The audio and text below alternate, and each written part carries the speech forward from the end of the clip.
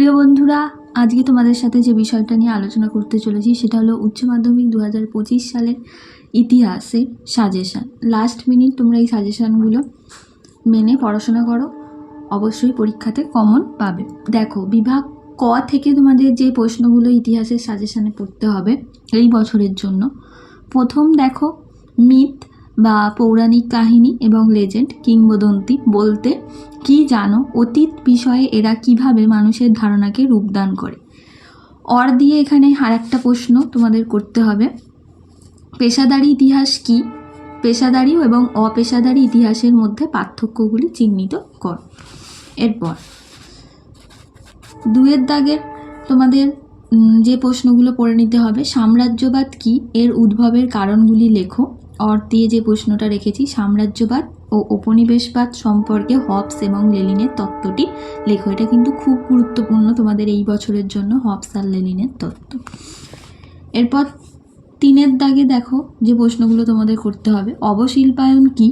ঔপনিবেশিক ভারতে অবশিল্পায়নের কারণ এবং ফলাফল সম্পর্কে লেখো। অর দিয়ে যে প্রশ্নটা রেখেছি, চীনের উপর আরোপিত অসম চুক্তিগুলি আলোচনা করো।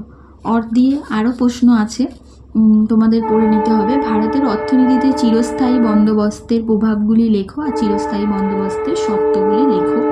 আরও একটা প্রশ্ন, এটা চারের দাগে দেখো তোমাদের পড়তে হবে, চীনে চৌঠা মে আন্দোলনের কারণ এবং তার প্রভাব লেখো। সমাজ এবং শিক্ষা সংস্কারে রাজা রামমোহন রায়ের অবদান তুলে ধরো।